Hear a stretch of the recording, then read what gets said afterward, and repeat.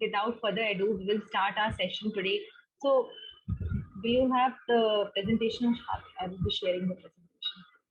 So so a bit about me. I'm a sexuality coach, and by coaching, I bring that wellness, aspect of sexuality. That it is not a disease. It is something as an integral part of our life, and it is something that we have a right to know more about our sexuality. I was seeing through the questions. I'm glad you all opened up. We'll start with something which is, a basic sex ed, which we did not get in the high school. We're going to get that sex ed today in our class. So yeah, just a second, just to open my. Yeah.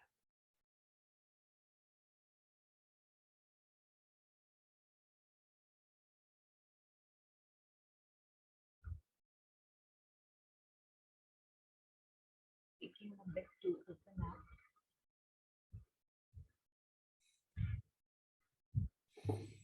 Yeah, while Pallavi is setting it up, I must thank people who have asked questions. I've had to go back and do a little bit of reading, not that I have answers to all your questions. Yeah, tell us when you're ready, Pallavi. Yes, yeah, I'm ready. I'm just sharing the screen. And we are okay for you to drop more questions either on Slido or in the chat box here, whatever you're comfortable with.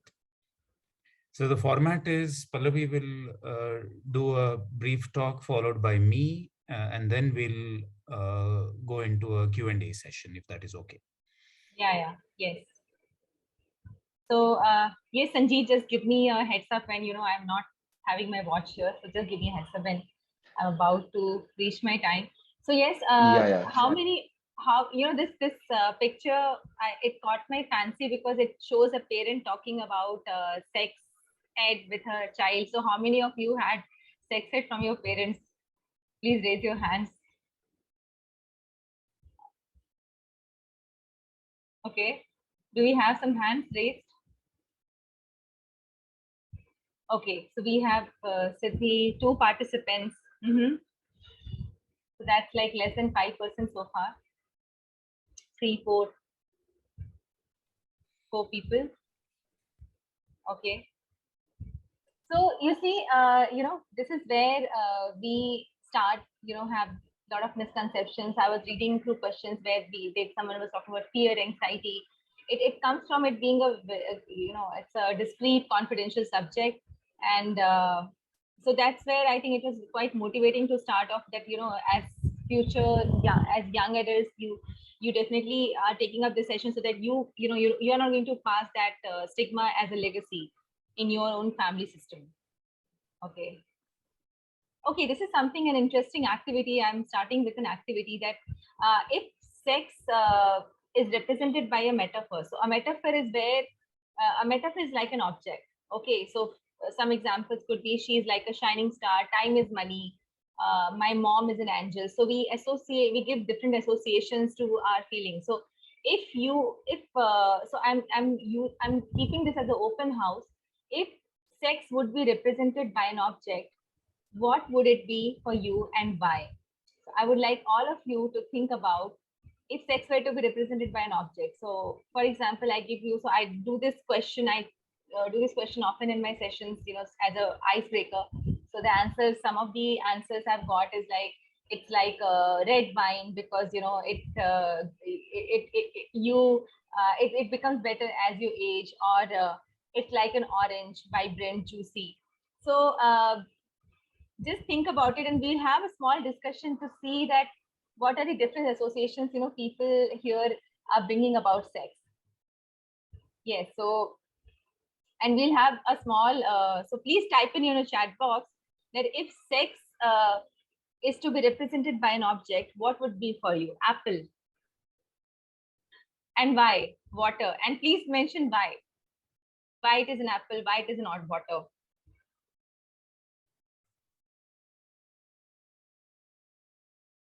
Go ahead.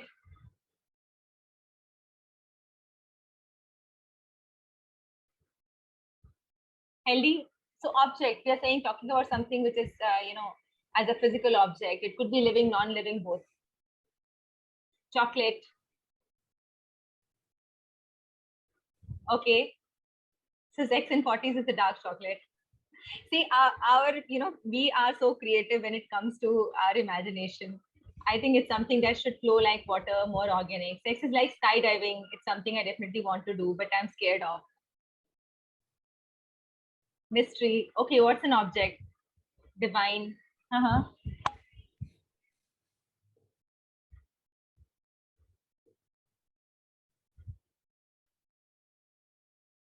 It's like a mango.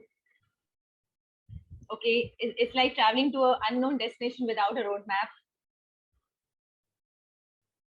Banana. What else? Oh, everyone, please book. The more you read it, the more you discover. It's like rains.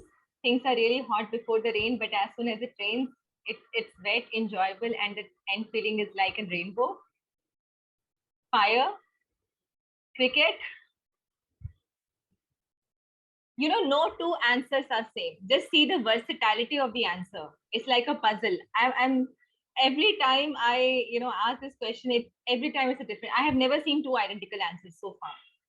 That just talks about the creativity we have, and we need to use that creativity in our bedrooms, in our private lives. Okay. So 2 more minutes, and then we'll go ahead. Ice cream. Mm-hmm. Okay, so let's just please keep on pouring while I will show you the answers I got from people I asked. So someone said it's like a rose. It's like a green tea. I have also got the answer as a green tea, that it's a bit weird in the taste, but it's good for health. It's like a teddy bear. It gives you that huggy feeling. Cabbage, sky, because it's vast and explored. Fire, someone said fire. So you see how we have different associations with sex, but when it comes to talking about it, behaving, or we get into this box like, okay, I have to be this, I have to be this. I think the opening up starts from what is the feeling, or what is the element that you are looking in sex, and that feeling has nothing to do with how your genitals are performing, or how it is about how you're feeling, how you're being. One major issue that has happened is the impact of media. Like, media, we all have grown up without sex ed, and we have learned about sex from media. And media is not reality. I mean, reality and media are two different things. As you can see, I've used this infographic where this person is saying, I already took an hour to do most of my makeup before the video even started. So they show that, or they are showing, couple like professing their love on social media, not saying all of this is untrue, but some of it really feels like we start making unhealthy comparisons. Or even the third picture is where the chef has shown the dish, but in the backdrop you can see the trash, where all the messy work has taken when it comes to cooking. So never go by what something is being shown on media, especially when it comes to our understanding of sex. Okay, masturbation. I mean, this is again another topic where we are yet to kind of be freed. So we have, I would say we have got freedom in 15th August, but when we'll get the freedom from the stigma of masturbation. So the next question I'm asking, opening to the floor, is tell me one myth that you have heard about masturbation growing up. Some of the myths I've already covered here, which is like, your palms will grow here, or you will your semen will get over. So if you masturbate, your semen will get over. So you have to store the semen. Or women don't masturbate, or only single people, or only crazy people do masturbate, or these are some of the myths. But I would like from you to share what are the myths around masturbation that you've heard about, and we'll have a small discussion.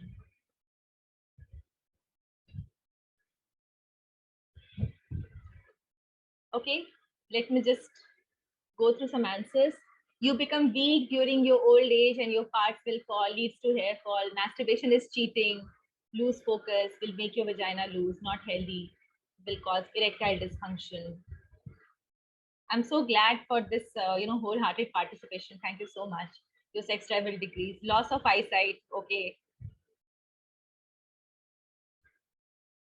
ED, health issues, will face eye problems. Increases concentration. Okay, that's a positive myth. I mean, it does increase its concentration if you are stress free. You lose weight, damage testicles. Now you see, there is so much of stigma around exploration of body. So I think masturbation is a core part of our sexuality. So what is masturbation? To simplify, masturbation is where you touch your body to give yourself pleasure. It gives you comfort and pleasure. I think at its simplest, and it may involve touching your genitals. It may not involve touching your genitals, and it's something that almost everybody has done, including me. So it's something that, and most of the people begin to explore their bodies when they were little kids, and they did not know the word about it. Okay, the third thing is that our genitals. The I hope everyone is able to see the screen.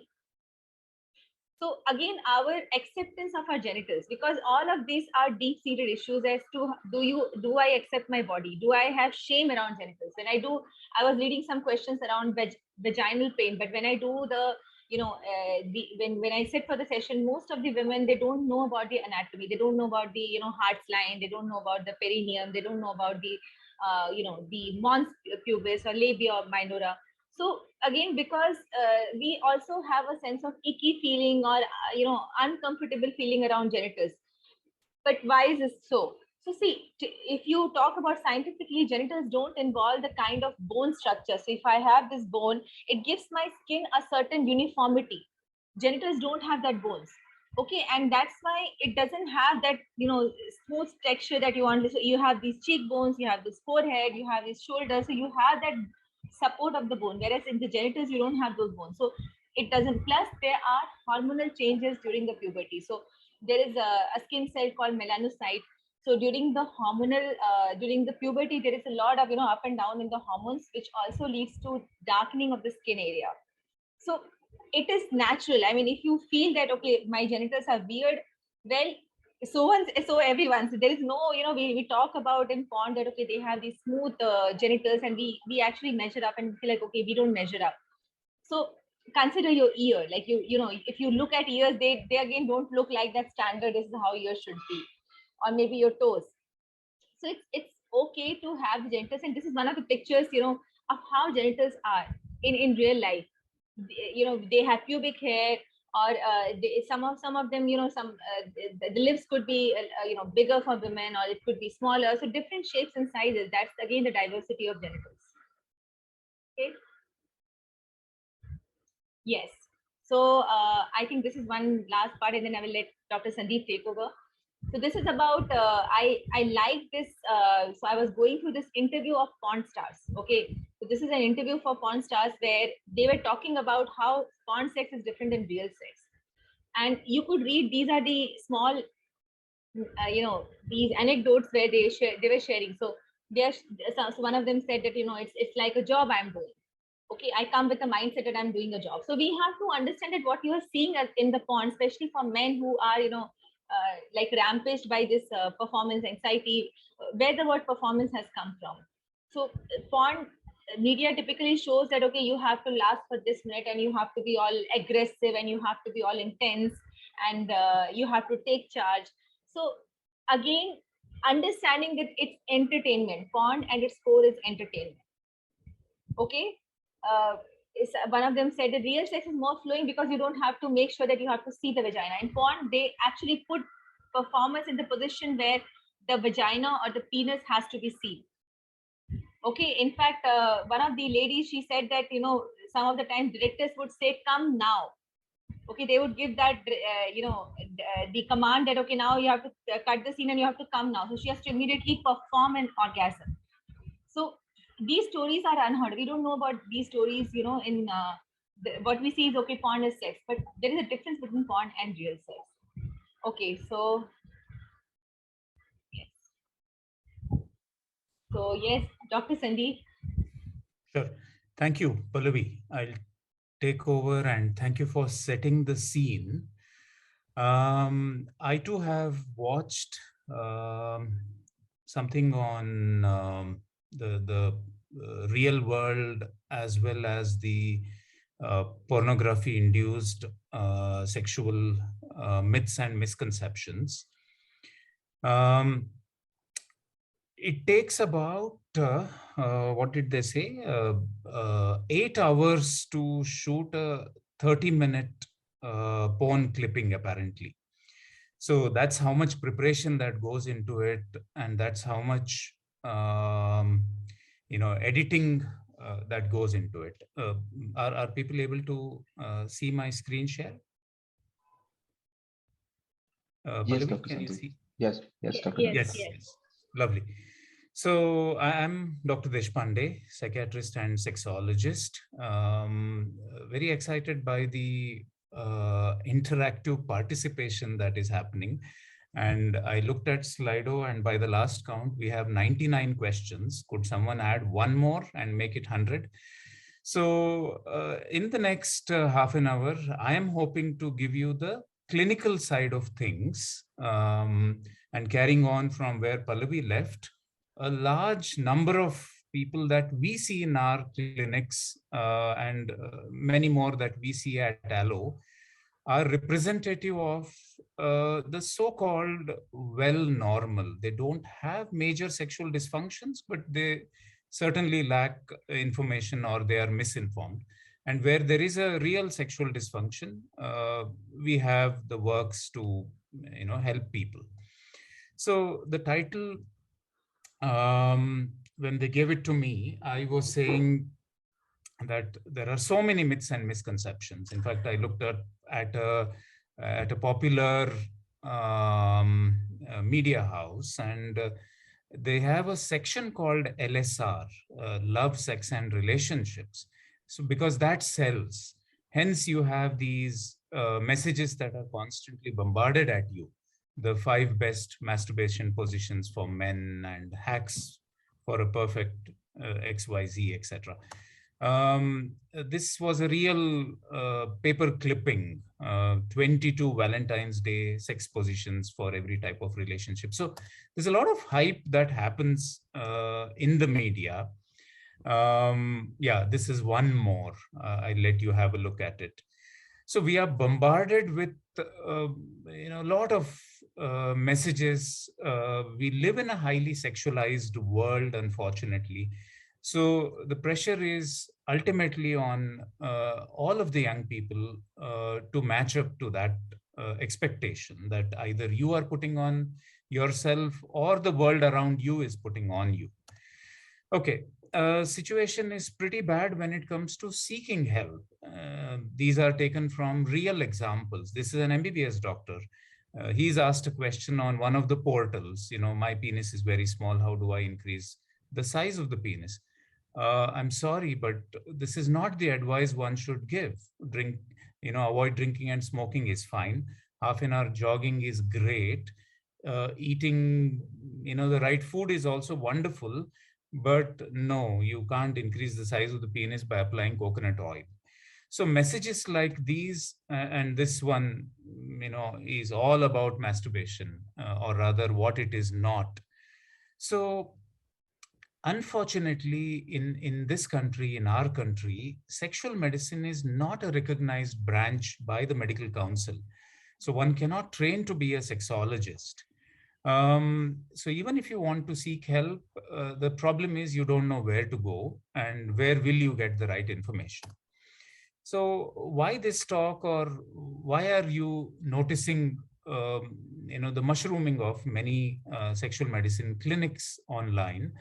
That's because there's a lot of change that is happening to our society. This change is happening quite rapidly. We are moving towards individualized, isolated lives. We are also becoming more open about talking, experimenting. So much needed to try and match this pace of change. We did a study looking at about 500 cases that came to us, and the word cloud on the right upper corner tells you the kind of questions that people are asking. And this is reflective in the questions that you have asked as well. Okay, so you can type in your responses. We do this series called Tell Us What You Think. So in a good relationship, there should be no arguments. What do you think? You can keep typing. Many of these are myths and misconceptions. So it's a myth, says Shilpa, Monica, Akshay. Okay. Yes, it is. So there is no perfect relationship, and every relationship does go through its own positives and negatives. Surya says it is very healthy. Okay, Surya. Yes, but you need to have mechanisms to deal with the arguments once you have them as well. Anyway, so is this the beginning or is this the end? I'll let you think about it. So why did I begin talking about relationship? Because sexual problems do not happen in isolation. Good relationship and good intimacy, they travel together. Okay, thank you. Sex is a very important part of a relationship. You have answered some of this previously when Pallavi was asking the question. Okay, there are different kinds of intimacies. I have listed a few here. Okay, everyone seems to be saying yes. So one of the types of intimacies is sexual intimacy. There is emotional connect, there is social networks and interactions, sharing of ideas, then recreational, financial. So this is one part of the sexual, this is one part of the various types of intimacies. Men from Mars, women from Venus. Yes, you are familiar with it. No, we are all from planet Earth. It's just that we view things a little differently.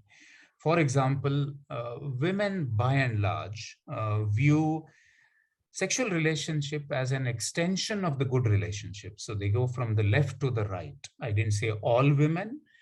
Men, on the other hand, tend to view this from the right to left. So if they are making love to their partner, they tend to feel completely satisfied. They tend to, end up saying they love her so much. Well, when I talk about couples, for the sake of some of the discussions, I'll be talking about heterosexual couples, but this applies to same-sex relationships as well. Okay, so this is something that is very important for all of you to know, because seldom do couples who have a poor relationship end up having great sex. So it is very important to find the right balance and important to know, when to find the right people to help. Okay, so yes, there is a question. There's a comment rather. Platonic intimacy can be equally powerful. That is casual sexual relationship. What I am referring to here is the relationship where there is a commitment and they have a serious sort of a relationship. But that is true as well. Okay, so choice of partners.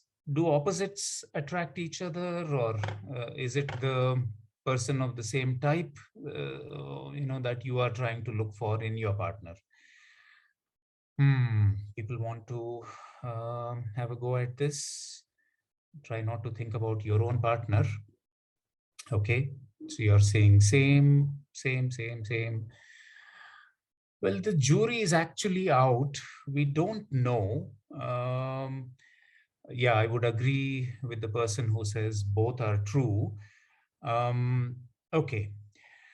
There's a very interesting book called Why Indian Marriages Are Burning, a book by Miss Sandhya Shefali. She's a psychologist settled in Canada. She came to India. She did a study, interviewed about 300 couples. This was her finding. So she looked at matrimonial ads and she said, what are Indian men looking for in their partners in the 21st century? They still want a fair and lovely lady. They want her to be homely. someone who has Indian values, quote unquote, simple, domesticated, cultured, okay? They want her to be caring, compassionate, and a pleasant personality. What are women looking for? They are looking for qualifications. They are looking for, someone with a stability, good family reputation, someone who is broad-minded, who will give her the opportunity to pursue her interests. Physical appearance, yeah, tall, dark, and handsome. It comes way below. But anyway, these are the interesting things that were part of that study. Okay, what do you think about this one? Any physical contact between couples must lead to sex. You believe it, you agree with it, or do women think that, men are like this? Most of you say it's a myth, not necessarily. You're a very well-educated, well-informed, bunch of people attending today. Okay, so I have this notion called as the spectrum definition of sex. So in my view, sex is on a spectrum. Intercourse is only one end of the spectrum, the penetrative sex. The long end of the spectrum, I call it as outer course for convenience. Intercourse, outer course. So outer course could be anything that a couple does behind closed doors without clothes. This is not just holding hands in a public area, but anything that happens, in a much more intimate way. I've left some blanks there because Dr. Deshpande doesn't tell people what they should do. They do what they want to do. So penetrative sex is not equal to sex. It is one part of the sexual act. I'm going to highlight on this because the media, the porn industry, and all the messages that go out focus entirely on the penetrative act. And with that comes the notion of men wanting to have a large penis, an always erect penis, last forever. Women have this constant fear that sex is going to be painful, that there will not be any lubrication, etc. So try and remember this. Okay, erection on demand. It has to be an on-off button, isn't it? So I read somewhere a man is a small object attached at the end of the penis karke. So is that an on-off button? Should it work at the whims and fancies of the man? Well, this myth and misconception leads to a lot of problems in men. While men, I said men from Mars, women from Venus, while men can get aroused, get an erection fairly quickly because they are visual, they imagine something, they see something, they can get an erection. Women, on the other hand, are more tactile. They need more touch. Only then they get sexually aroused. So I will introduce you to a concept that is called as the sexual response cycle. I'm trying to make it as simple as possible and not being too technical here. So there is a model called as the DOR model. It all starts with desire. I'm from Bangalore, so everyone here understands software and hardware.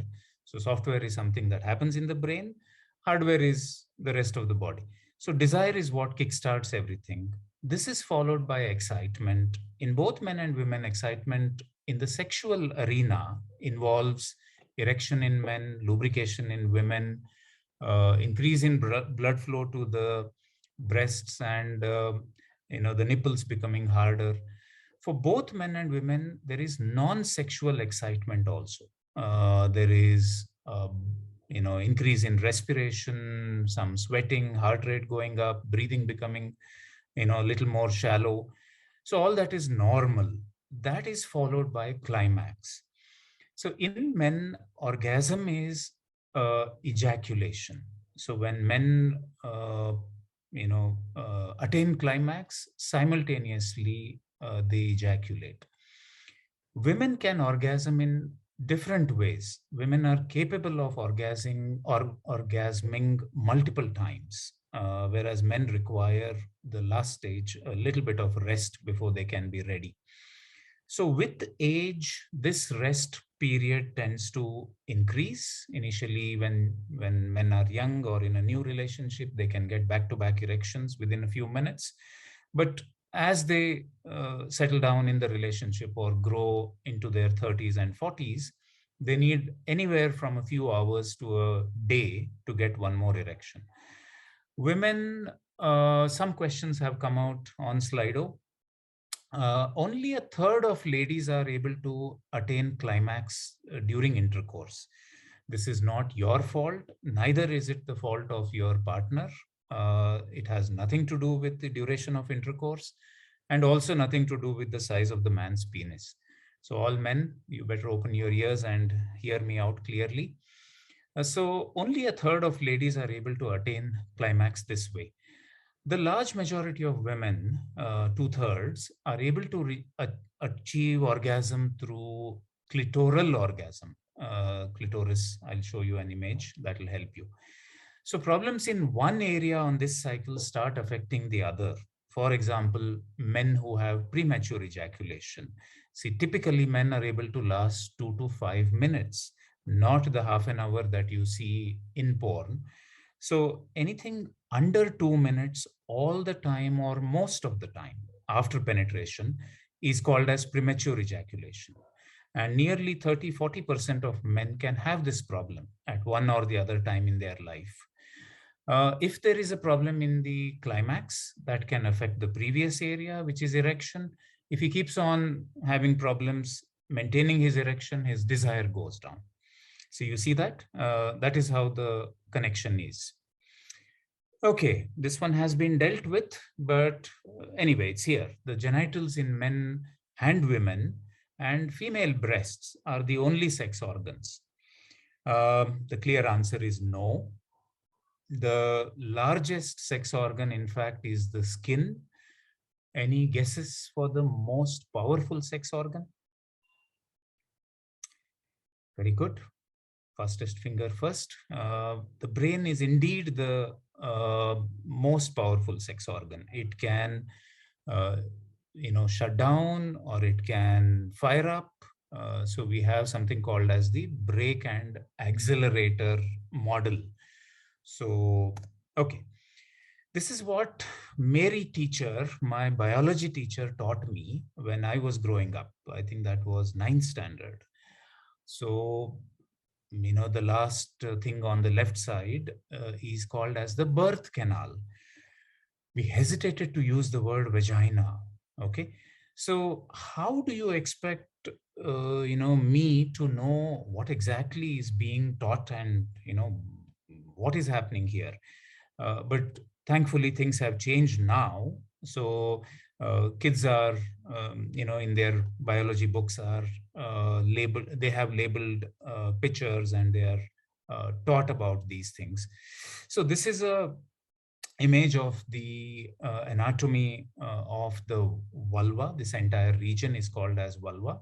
Women have two folds, outer and inner, where the two folds meet. Not sure if you're able to see the cursor, but anyway, this area is called as the clitoral area. It has as much erectile tissue as the man's penis, and a lot of it is buried deep down here. This is only the tip of the iceberg. The vagina should not be called as a hole. It is an opening. The mouth is an opening. The nostrils are a hole. They are bound by a bony structure, whereas the vagina is not a hole. This is the anal opening. So a lot of myths and misconceptions around the hymen, the torrential bleeding. No, the hymen is a very fine layer of tissue. For a lot of women, it can be ruptured even without sexual activity if they are active. And only a few drops of blood come out. It's not a thick walled curtain as many people believe it to be. Otherwise, how will menstrual blood and fluid come from the other side? Okay, men on the other hand are a lot more simpler. They have a penis which does not have a bone. it has some hollow tissue, and that is where the blood flow happens. There is a tube which transmits both semen and urine, but it's more like a one-way traffic. When a man is erect, he can't pass urine, and he can't pass semen when he's passing urine. So the tip of the penis is covered by a foreskin, and most men are able to pull that foreskin back till the ring-like structure, which you see here. Men who have undergone circumcision, that skin is removed. For hygiene matters, we advise both men and women to clean these areas with warm water only. Please do not use the hygiene products excessively. They can end up making that area very dry and prone for infection. Okay, moving on. Performance anxiety cycle. So we spoke about the man who may have, let's say, early ejaculation, or he may have problems with his erection, or a lady who is very anxious about penetrative sex. So those initial difficulties cause lots of doubts and worries. Am I normal? Is this going to be okay? What's going to happen? That itself will end up causing them to watch themselves. That's called as the spectatoring. See, typically in an act of intimacy, there are four arrows which need to balance themselves. One partner giving pleasure to the other being receptive, the second partner giving pleasure back to the first one, and the original partner enjoying it. But when there is a dysfunction, they start watching themselves. There is a disconnect between software and hardware. A repeat failure a few times will push them into avoidance. Okay, so this is more to tease you. So if you show affection to men, all they want is sex. No, this is a myth and a misconception. Men are not always ready for sex. Presence of hymen, sure sign of virginity, again, a big myth and misconception. I'm appalled when there are advertisements for hymen repair surgeries, when there are advertisements for designer vaginas, for lengthening of the penis. No, none of that needs to be undertaken. You're fine the way you are. And for all you men who are worried about the size, we have had a few questions on Slido. If a man is able to get an erection that is more than 3 inches, okay, on erection, if he is able to measure from the pubic hair to the tip of the penis, and if that erection is more than 3 inches, that is good enough. Anything less than that is called as a micro penis. And no, there are no procedures or lotions or potions to increase the size of the penis. There are some plastic surgeons who will remove a bit of fat from the pubic area. So men who gain weight or who are obese, the penis gets buried.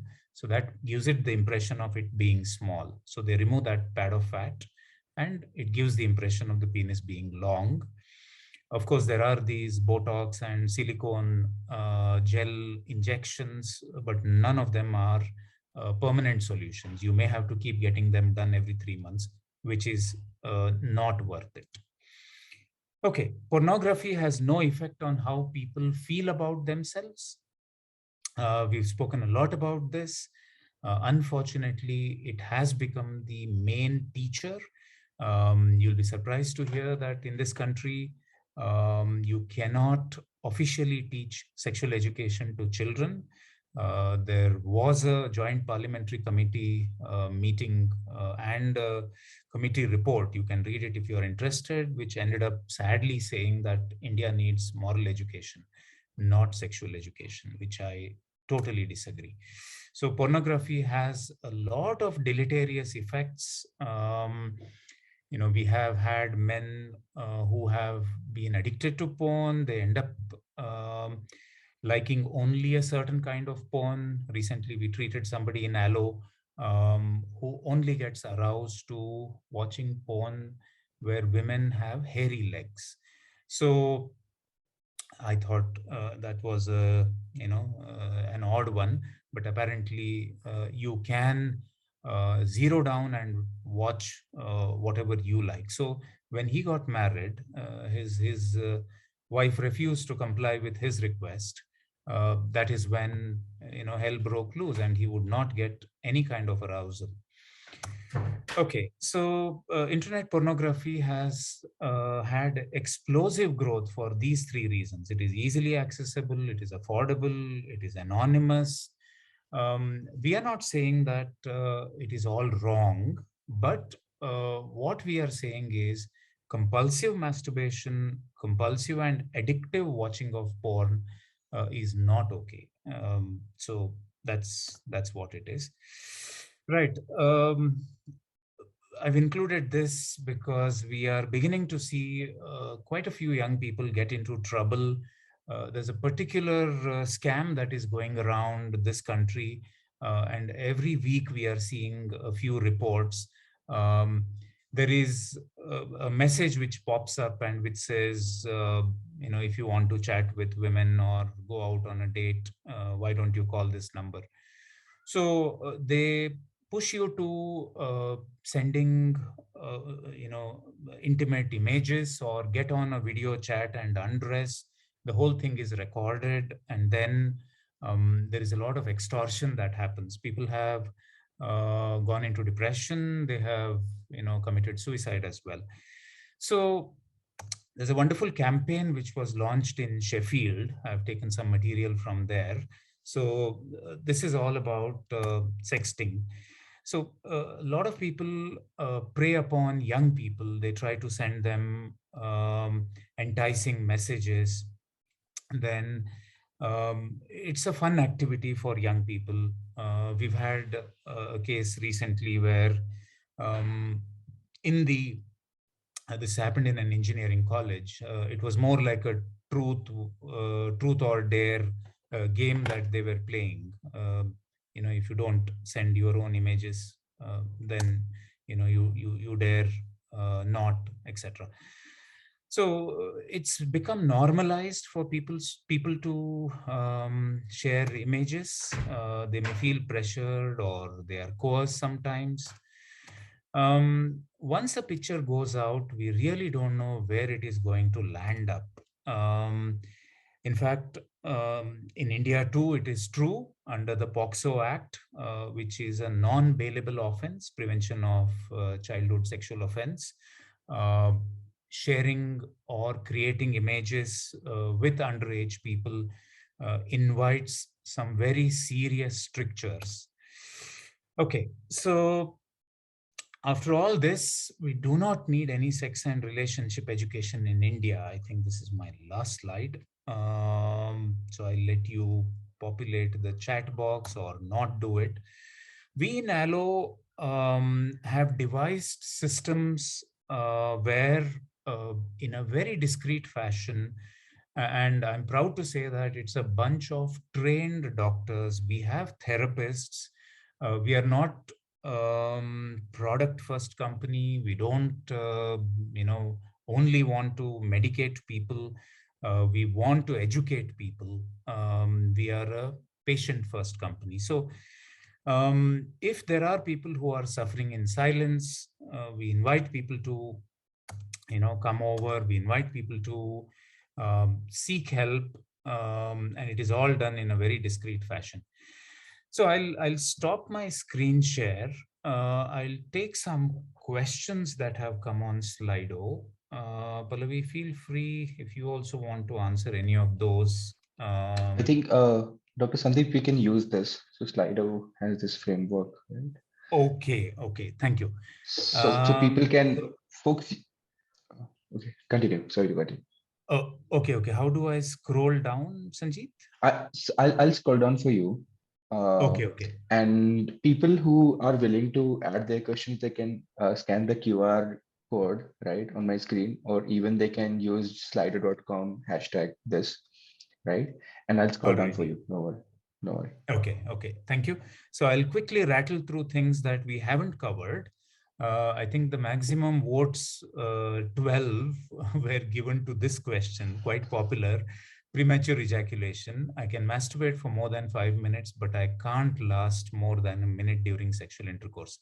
Okay, this does look like premature ejaculation, but the definition of PE is it has to be all the time or most of the time. So if a man is unable to last for more than 2 minutes, 2 to 5, then it's called premature ejaculation. Before you see a specialist, you can visit Allo. We have written some wonderful blogs.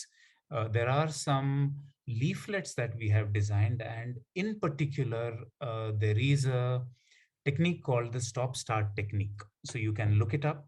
One more, yeah, what's the word you use these days? Hack.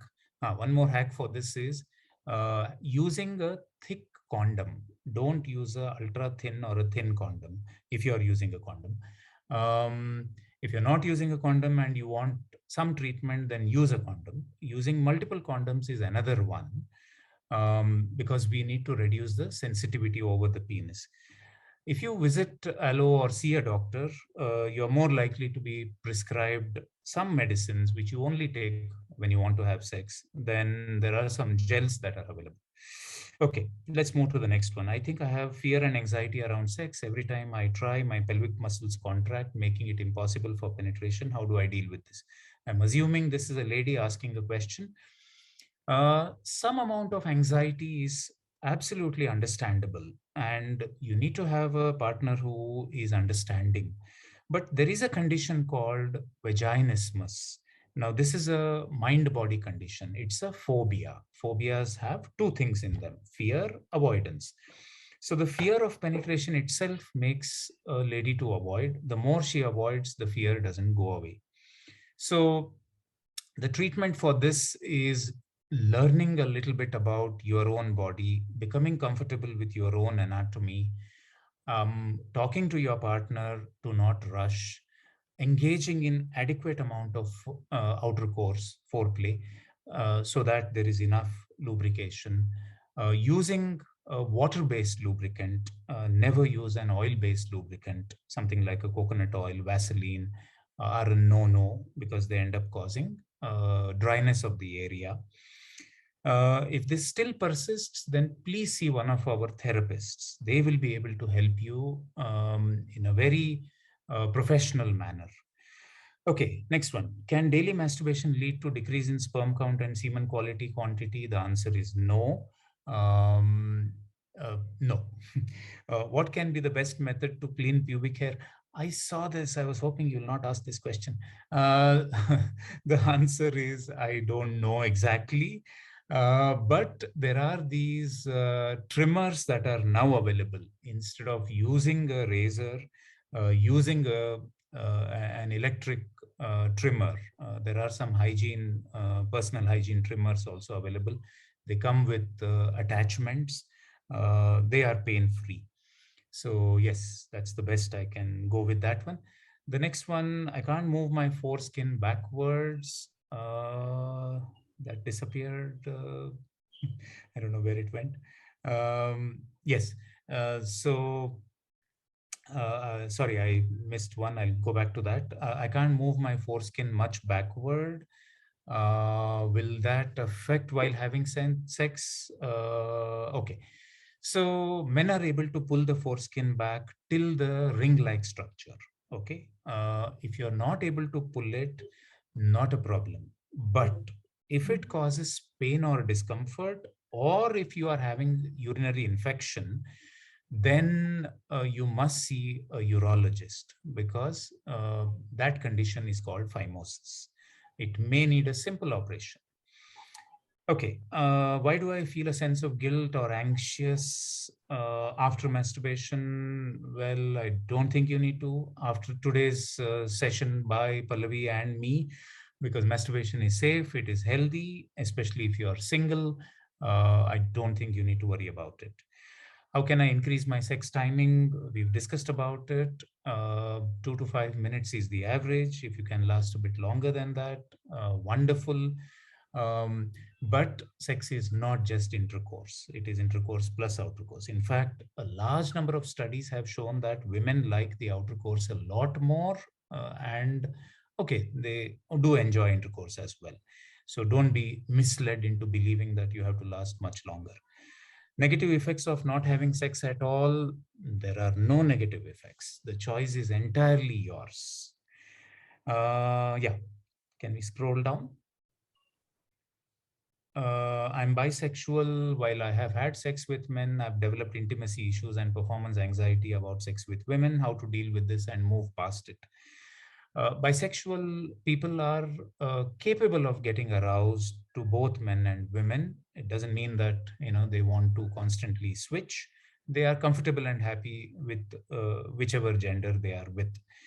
So if it is a problem, particularly with one of your partners, and now I don't know whether this is, a gender thing or is it about that particular woman, I would like to believe that it is mostly with that one particular person. I would like to invite you to think about why is it anything to do with the relationship, the attraction, and try and deal with it. Okay, unable to climax during penetrative sex, only able to climax if stimulated by hands. Is this due to excessive masturbation? Okay, this is an interesting one. We have a condition that is the diametric opposite of premature ejaculation. We call it as delayed ejaculation. This is where men are not able to ejaculate even after going on for 10 minutes or more. Masturbation, well, it may have contributed if your style of masturbation was to use your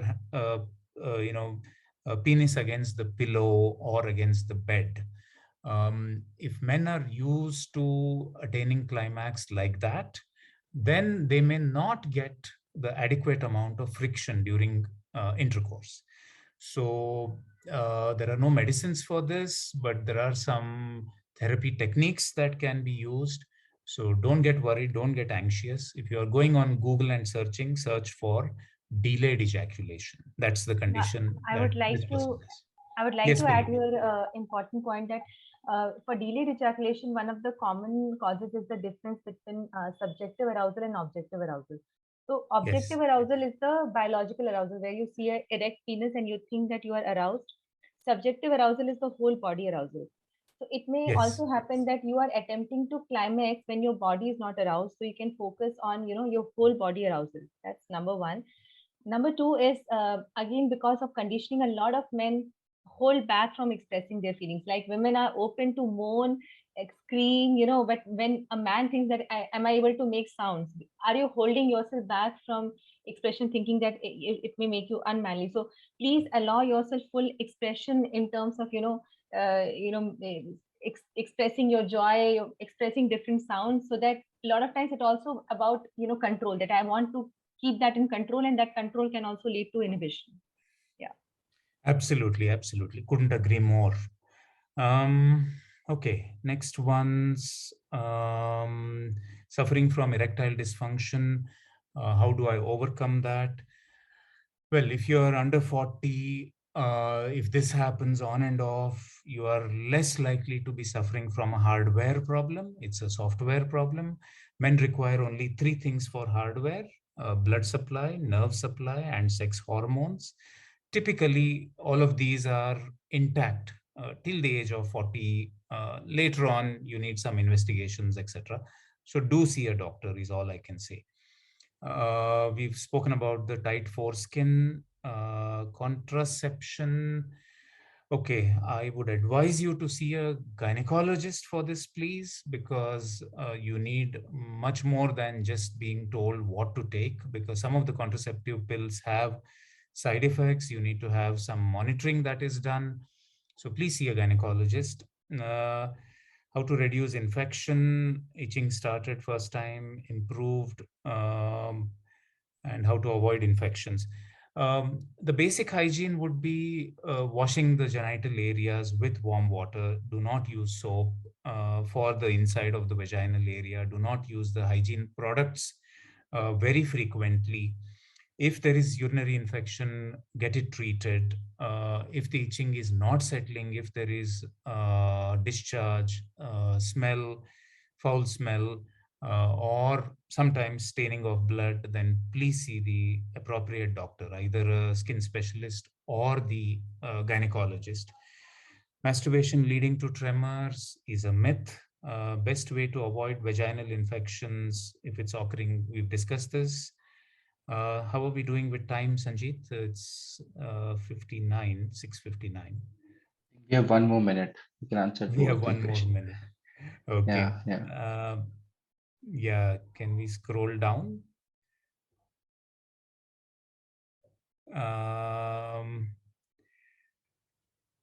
Okay, my wife can't reach climax even with foreplay and other techniques. It doesn't help. Is it normal? What else can I try?